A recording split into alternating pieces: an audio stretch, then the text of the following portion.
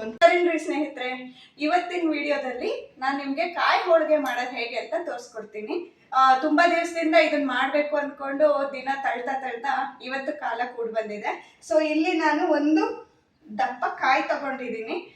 ಇದನ್ನ ಯಾಕೆ ಮಾಡ್ತಾ ಇದ್ದೀನಿ ಅಂದ್ರೆ ಇದು ದೇವರಿಗೆ ಅಂತ ತಗೊಂಡು ಹೋಗಿದ್ದು. ಸೊ ಅಲ್ಲಿ ಅಭಿಷೇಕ ಮಾಡಿಸಿದಾಗ ನಮ್ಗೆ ಆಶೀರ್ವಾದ ರೂಪದಲ್ಲಿ ಕೊಟ್ಟಿದ್ರು. ಸೊ ಇದರಲ್ಲಿ ಸ್ವೀಟೇ ಮಾಡಬೇಕು ಅನ್ನೋ ಸಲುವಾಗಿ ಕಾಯಿ ಹೋಳಿಗೆ ಮಾಡ್ತಾ ಇದ್ದೀನಿ. ನಮ್ಮ ಮನೇಲಿ ಎಲ್ಲರಿಗೂ ತುಂಬಾ ಇಷ್ಟ. ಆಮೇಲೆ ಕಾಯಿ ಹೋಳಿಗೆ ಮಾಡಿದ್ರೆ ಅಟ್ಲೀಸ್ಟ್ ಒಂದು 10 days 12 days ಪ್ರಿಸರ್ವ್ ಮಾಡ್ಕೊಂಡು ತಿನ್ಬೋದು ಅನ್ನೋ ಸಲುವಾಗಿ. ಸೊ ನಾನು ಇವತ್ತಿನ ವಿಡಿಯೋದಲ್ಲಿ ನಿಮಗೆ ಕಾಯಿ ಹೋಳಿಗೆ ಮಾಡೋದು ಹೇಗೆ ಅಂತ ತೋರಿಸ್ಕೊಡ್ತೀನಿ. ವಿಡಿಯೋನ ಎಲ್ಲೂ ಸ್ಕಿಪ್ ಮಾಡ್ದಿರೆ ಪೂರ್ತಿ ನೋಡಿ ಅಂತ ಕೇಳ್ಕೊಳ್ತಾ ಇದ್ದೀನಿ. ಹಾಗೆ ಯಾರ್ಯಾರು ನಾನು ಯೂಟ್ಯೂಬ್ ನೋಡ್ತಾ ಇದ್ದೀರೋ ಅವರೆಲ್ಲ ಪ್ಲೀಸ್ ಸಬ್ಸ್ಕ್ರೈಬ್ ಮಾಡಿಕೊಂಡು ನನ್ನ ವಿಡಿಯೋನ ನೋಡಿ. ಸೊ ನಾನಿಲ್ಲಿ ಒಂದು ತೆಂಗಿನಕಾಯಿಗೆ 1/4 kg ಅಷ್ಟು ಬೆಲ್ಲ ತಗೊಂಡಿದ್ದೀನಿ. ಹಾಗೆ 1/4 kg ಅಷ್ಟು ಮೈದಾ ಹಿಟ್ಟು ತಗೊಂಡಿದ್ದೀನಿ. ಜೊತೆಗೆ ಈ ಒಂದು ಬಟ್ಲಷ್ಟು ಚಿರೋಟಿ ರವೆ, ಹಾಗೆ 3 ಚಮಚದಷ್ಟು ನೆನೆಸಿರುವಂಥ ಅಕ್ಕಿ. ಸೊ ಇದು ಬಂದ್ಬಿಟ್ಟು ಕಣಕಕ್ಕೆ ಮೈದಾ ಹಿಟ್ಟು. ಇದಕ್ಕೊಂದು ಚಿಟಿಕೆ ಉಪ್ಪು ಹಾಕಿ ನಾವು ಮಾಮೂಲಿ ಹೋಳಿಗೆಗೆ ಹೇಗೆ ಕಣಕ ಕಲಿಸ್ತೀವೋ ಹಾಗೆಯೇ ಇನ್ನೊಂಚೂರು ದಪ್ಪವಾಗಿ ಕಲಿಸ್ಕೊಳ್ತೀನಿ. ಇದು ಬೆಲ್ಲ ಪಾಕಕ್ಕೆ. ಜೊತೆಗೆ ಈ ಅಕ್ಕಿ ಮತ್ತು ಚಿರೋಟಿ ರವೆನ ನಾನು ಈ ಹೂರ್ಣ ಏನು ಮಾಡ್ಕೊತೀವಲ್ಲ ಅದಕ್ಕೆ ಮಿಕ್ಸ್ ಮಾಡೋದಕ್ಕೋಸ್ಕರ ಇಟ್ಕೊಂಡಿದ್ದೀನಿ. ಈ ಅಕ್ಕಿನ ನೆನೆಸಿಟ್ಟಿರ್ತೀನಲ್ಲ ಇದನ್ನ ರುಬ್ಕೊಂಡು ನಾನು ಮಿಶ್ರಣಕ್ಕೆ ಹಾಕ್ಕೊತೀನಿ. ಹಾಗೆ ಶುಂಠಿ ಪುಡಿ, ಏಲಕ್ಕಿ ಪುಡಿನ ಇಟ್ಕೊಂಡಿದ್ದೀನಿ. ಸೊ ಬನ್ನಿ ಹೇಗೆ ಮಾಡೋದು ಅಂತ ನೋಡೋಣ. ಈಗ ನಾನು ಕಣಕನ ಕಲಿಸ್ಕೊತಾ ಇದ್ದೀನಿ. ಚಿಟಿಕೆ ಉಪ್ಪು ಹಾಕ್ತಾ ಇದ್ದೀನಿ. ಇದು ನಾವು ಬೇಳೆ ಹೋಳಿಗೆ ಕಲಿಸ್ತೀವಲ್ಲ ಅದಕ್ಕಿಂತ ಒಂಚೂರು ಗಟ್ಟಿ ಕಲಿಸ್ಕೋಬೇಕಾಗತ್ತೆ. ಯಾಕೆಂದರೆ ಹೂರ್ಣ ಇದು ಸ್ವಲ್ಪ ಗಟ್ಟಿ ಇರುತ್ತೆ. ಬೇಳೆ ಹೋಳಿಗೆ ಹೂರ್ಣದಷ್ಟು ಮೃದುವಾಗಿ ಇಲ್ಲದೆ ಇರೋ ಕಾರಣ ನಾವು ಇದನ್ನು ಸ್ವಲ್ಪ ಗಟ್ಟಿಗೆನೆ ಕಲಿಸ್ಕೋಬೇಕಾಗತ್ತೆ.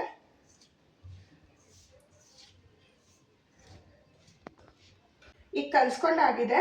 ಹಾಗೆ ಇದಕ್ಕೆ ಸ್ವಲ್ಪ ಮೇಲೆ ಎಣ್ಣೆ ಹಾಕ್ಕೊಂಡು ಹಿಟ್ಟನ್ನ ನೆನೆಯೋದಕ್ಕೆ ಬಿಡ್ತಾ ಇದ್ದೀನಿ.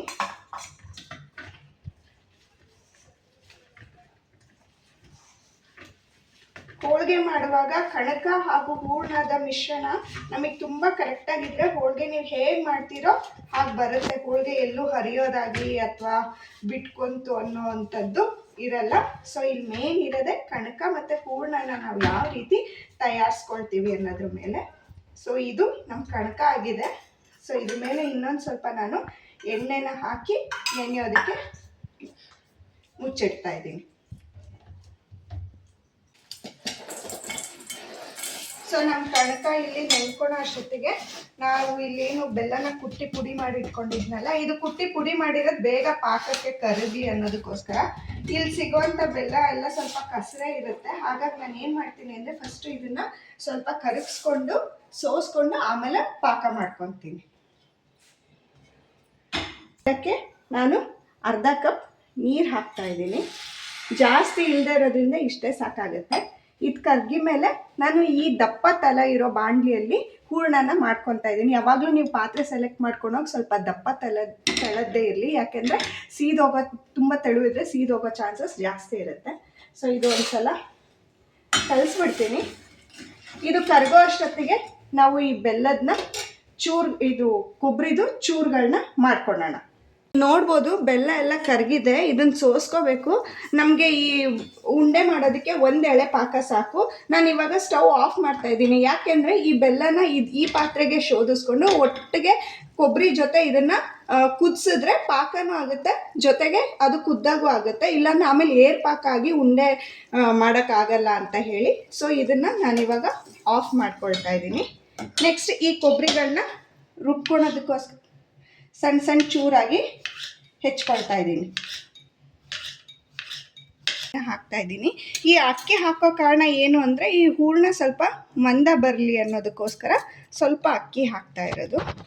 ಬರೀ ಕೊಬ್ಬರಿದಾದರೂ ನಮಗೆ ಸರಿ ಹೋಗಲ್ಲ ಅನ್ನೋದಕ್ಕೋಸ್ಕರ 2 ಚಮಚ 2-3 ಚಮಚದಷ್ಟು ನೀವು ಮಾಡೋಕ್ಕಂತ ತೊಗೊಳೋಂಥ ಕಾಯಿ ಪ್ರಪೋರ್ಷನ್ ಮೇಲೆ ಅಕ್ಕಿ ಡಿಪೆಂಡ್ ಆಗಿರುತ್ತೆ. ಜೊತೆಗೆ ಚಿರೋಟಿ ರವೆನೂ ಅಷ್ಟೇ ಸ್ವಲ್ಪ ತಿಕ್ನೆಸ್ ಬರಲಿ ಹೂರ್ಣ ಅನ್ನೋದಕ್ಕೋಸ್ಕರ ಹಾಕ್ಕೊಳ್ತಾ ಇದ್ದೀನಿ.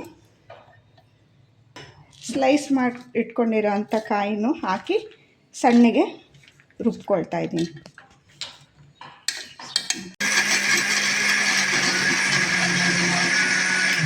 ಹಾಕ್ಕೊಂಡು ರುಬ್ಕೊಂಡಿಲ್ಲ, ಫಸ್ಟ್ ಹಾಗೆ ಖಾಲಿ ರುಬ್ಕೊಂಡಿದ್ದೀನಿ. ಈಗ ಸ್ವಲ್ಪ ನೀರು ಹಾಕ್ತಾಯಿದ್ದೀನಿ, ಯಾಕೆಂದರೆ ಇದು ರುಬ್ಬಿ ಮೇಲೆ ಇದ್ರ ಹಾಲು ಕೂಡ ಬಿಟ್ಕೊಳುತ್ತೆ. ಜೊತೆಗೆ ಬೆಲ್ಲದ ಪಾಕ ಇರೋದ್ರಿಂದ ನಾನು ಜಾಸ್ತಿ ನೀರು ಹಾಕ್ಕೊಳ್ದಿರೆ ಸ್ವಲ್ಪನೇ ನೀರು ಮಿಕ್ಸ್ ಮಾಡಿ ರುಬ್ಕೊಳ್ತಾ ಇದ್ದೀನಿ.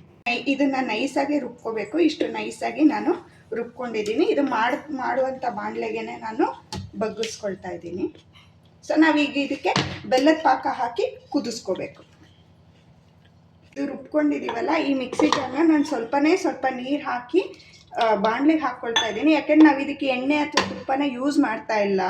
ಸೊ ತಳ ಹಿಡಿಬಾರ್ದು ಅನ್ನೋ ಸಲುವಾಗಿ ನಾನು ಈ ರೀತಿ ಮಾಡ್ತಾ ಇದ್ದೀನಿ. ಯಾಕೆ ಎಣ್ಣೆ ತುಪ್ಪ ಯೂಸ್ ಮಾಡಲ್ಲ ಅಂದರೆ ಈ ಕೊಬ್ಬರಿಯಲ್ಲಿರುವಂಥನೇ ಎಣ್ಣೆ ಅಂಶ ಆಮೇಲೆ ಬಿಟ್ಕೊಳುತ್ತೆ. ಸೊ ಹಾಗಾಗಿ ನಾನು ಯಾವುದೇ ರೀತಿಯಾದಂಥ ಎಣ್ಣೆ ಆಗಲಿ ತುಪ್ಪ ಆಗಲಿ ಯೂಸ್ ಮಾಡ್ತಾ ಇಲ್ಲ.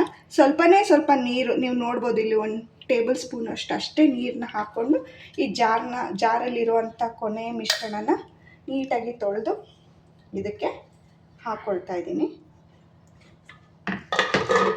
ಸೊ ಇದು ನಮ್ಮ ಕೊಬ್ಬರಿ ರುಬ್ಕೊಂಡಾಗಿದೆ. ಇದನ್ನು ಮೀಡಿಯಮ್ ಫ್ಲೇಮಲ್ಲೇ ಕುದಿಸ್ಕೊಳ್ಳೋಣ. ಈಗಲೇ ಇದಕ್ಕೆ ಪಾಕ ಹಾಕೋ ಅವಶ್ಯಕತೆ ಇರೋದಿಲ್ಲ. ಇದು ಸ್ವಲ್ಪ ಬೆಂದ ಮೇಲೆ ನಾವು ಪಾಕನ ಆ್ಯಡ್ ಮಾಡಬೇಕಾಗುತ್ತೆ. ಅಕ್ಕಿ ಹಾಕಿರೋದ್ರಿಂದ ಆಮೇಲೆ ಕೊಬ್ಬರಿ ಆಗಿರೋದ್ರಿಂದ ತಳ ಹಿಡಿಯೋ ಚಾನ್ಸಸ್ ಜಾಸ್ತಿ ಇರುತ್ತೆ. ಸೊ ಇದನ್ನು ಮಾಡುವಾಗ ನಾವು ಕೈಯಾಡಿಸ್ತಾನೆ ಮಾಡಬೇಕು. ಇದು ಮಾಡುವಾಗ ಗಟ್ಟಿ ಆದರೆ ನಾವು ಈ ಚಿರೋಟಿ ರವೆ ಹಾಕೋಣ ಅವಶ್ಯಕತೆ ಇರಲ್ಲ. ತುಂಬ ಅಕ್ಕಿ ಹಾಕ್ಬಿಟ್ರೆ ಚೆನ್ನಾಗಿರಲ್ಲ ಅನ್ನೋದಕ್ಕೋಸ್ಕರ ಸ್ವಲ್ಪ ಅಕ್ಕಿ ಹಾಕಿದ್ದೀನಿ. ಇದು ಅಕಸ್ಮಾತ್ ಅದು ಇನ್ನೂ ತೆಳು ಆಯಿತು ಅಂದರೆ ಮಾತ್ರ ನಾನು ಈ ಚಿರೋಟಿ ರವೆನ ಯೂಸ್ ಮಾಡ್ತೀನಿ, ಇಲ್ಲಾಂದರೆ ಯೂಸ್ ಮಾಡೋ ಅಂಥ ಅವಶ್ಯಕತೆ ಇರೋದಿಲ್ಲ. ನೋಡಿ, ಇದು ನೀರು ಸ್ವಲ್ಪ ಬತ್ತಿದ್ರೆ ನಿಮಗೆ ಡಿಫ್ರೆನ್ಸ್ ಗೊತ್ತಾಗುತ್ತೆ ಕಲರಲ್ಲಿ. ಜೊತೆಗೆ ಅರೋಮಾ ಕೂಡ ಬರ್ತಾ ಇದೆ, ಇವಾಗ ಹಸಿ ವಾಸನೆ ಹೋಗ್ತಾ ಇರೋದು. ಸೊ ಇದು ಆಲ್ಮೋಸ್ಟ್ 90% ಅಷ್ಟು ಬೆಂದಿದೆ ಅಂದ ಮೇಲೆ ನಾವು ಇದಕ್ಕೆ ಬೆಲ್ಲದ ಪಾಕನ ಹಾಕ್ತೀವಿ. ಈಗ ನೀವು ನೋಡ್ಬೋದು, ಇದು ಸ್ವಲ್ಪ ಕಲರ್ ಚೇಂಜ್ ಆಗಿದೆ. ಪರವಾಗಿಲ್ಲ, ಇದು ತುಂಬಾ ಡ್ರೈ ಆಗಬೇಕು ಅಂತ ಇಲ್ಲ. ಯಾಕೆಂದರೆ ಇವಾಗ ನಾವು ಈ ಬೆಲ್ಲದ ಪಾಕ ಹಾಕಿ ಮೇಲೆ ಬೆಲ್ಲದ ಪಾಕದಲ್ಲೂ ಕೂಡ ಅದು ಬೇಯಬೇಕು. ಸೊ ಈ ಬೆಲ್ಲದ ಪಾಕನ ನಾನು ಇದಕ್ಕೆ ಶೋಧಿಸ್ಕೊಳ್ತಾ ಇದ್ದೀನಿ.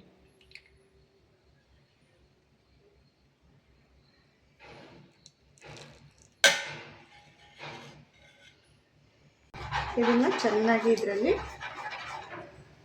ಕಲಿಸ್ತಾ ಇದ್ದೀನಿ.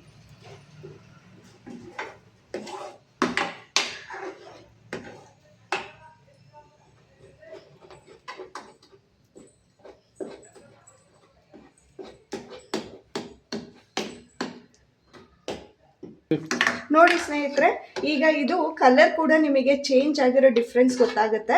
ನಾನು ಇದನ್ನು ತುಂಬ ಲೋ ಫ್ಲೇಮಲ್ಲೇ ಇಟ್ಕೊಂಡಿದ್ದೀನಿ.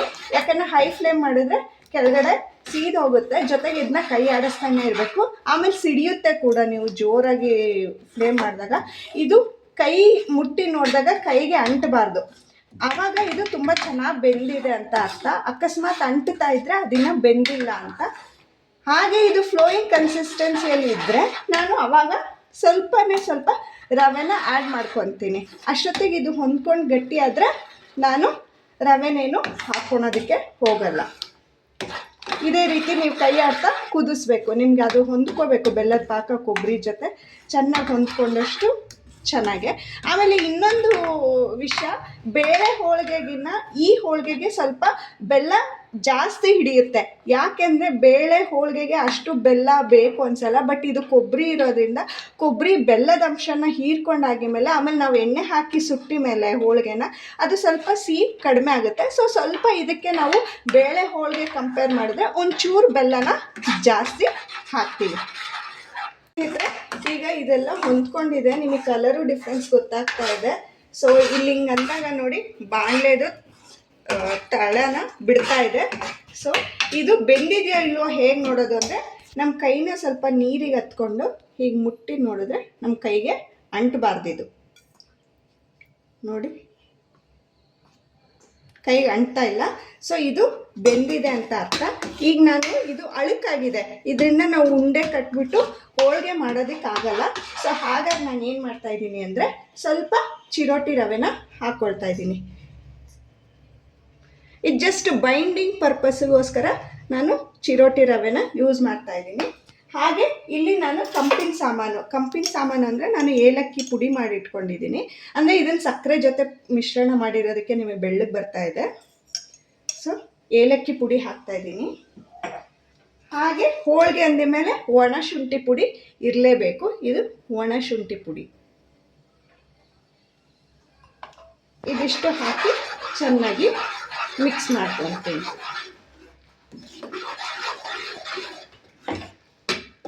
ಇಷ್ಟು ರವೆ ಹಾಕಿ ನೀವು ಕಲಸಿ ಸ್ವಲ್ಪ ಹೊತ್ತು ಬಿಟ್ಟರೆ ಈ ಬಿಸಿಗೆನೆ ರವೆ ಅಳ್ಕೊಂಡು ಈ ಹೂರಣ ಏನಿದೆಯಲ್ಲ ಅದು ಗಟ್ಟಿ ಆಗುತ್ತೆ. ಇದನ್ನೇನು ಮತ್ತೆ ಹೆಚ್ಚಿಗೆ ನಾವು ಕುದಿಸ್ಬೇಕು ಅನ್ನೋ ಅವಶ್ಯಕತೆ ಇರಲ್ಲ. ಅಕಸ್ಮಾತ್ ನಿಮಗೆ ಇದರಲ್ಲಿ ಗಂಟು ಥರ ಫೀಲ್ ಆಗ್ತಾ ಇದೆ ಅಂದ್ರೂ ಪರವಾಗಿಲ್ಲ.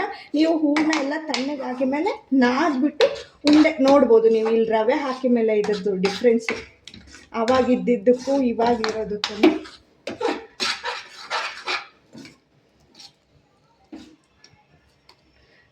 ಸೊ ಕಾಣ್ತಾ ಇದೆಯಲ್ಲ ಸ್ನೇಹಿತರೆ, ಇದನ್ನು ಸ್ವಲ್ಪ ಹೊತ್ತು ಹಾಗೆ ಮುಚ್ಚಿಟ್ಟು ಅಳ್ಕೊಂಡು ದಪ್ಪ ಆಗುತ್ತೆ. ಆಮೇಲೆ ನಾವು ಉಂಡೆ ಕಟ್ಬಿಟ್ಟು ಇದು ಸ್ವಲ್ಪ ತಣ್ಣಗಾಗಬೇಕು. ಬಿಸಿ ಇದ್ದಾಗೇ ನಾವು ಮಾಡೋದಕ್ಕೆ. ಸೊ ಇದು ಆಗಿದೆ. ಇದನ್ನು ಸ್ವಲ್ಪ ಹೊತ್ತು ಮುಚ್ಚಿಡ್ತೀನಿ.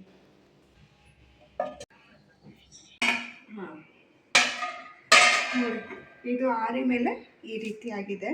ಸೊ ನೀವು ನೋಡ್ಬೋದು ಈ ರೀತಿಯಾಗಿ ನಾವು ಉಂಡೆನ ಕಟ್ಬೋದು. ಸೊ ಇದು ನಮ್ಮ ಹೂರಣ ರೆಡಿಯಾಗಿದೆ. ಈ ಹೂರಣನ ನಾವು ಕಣಕದಲ್ಲಿಟ್ಟು ಹೋಳಿಗೆ ಮಾಡ್ತೀವಿ. ಸೊ ನಾನಿಲ್ಲಿ ಎಲ್ಲ ರೀತಿ ತಯಾರಿ ಮಾಡ್ಕೊಂಡಿದ್ದೀನಿ. ಎಣ್ಣೆ, ಇದು ಹೋಳಿಗೆ ಹಾಳೆ, ಇದು ಅದ್ರ ಮೇಲೆ ಪ್ಲಾಸ್ಟಿಕ್ಕು ಹಾಕ್ಬಿಟ್ಟು ತೀಡೋದಕ್ಕೆ, ಆಮೇಲೆ ಬಿಸಿದು ತೆಗಿಯೋಕ್ಕೆ ಚಿಪ್ಲ. ಇಷ್ಟಿದೆ, ಬನ್ನಿ ಮಾಡುವ. ನೀವು ನೋಡ್ಬೋದು ಇಲ್ಲಿ ಕಣಕ ಕೂಡ ಚೆನ್ನಾಗಿ ಬೆಂದಿದೆ.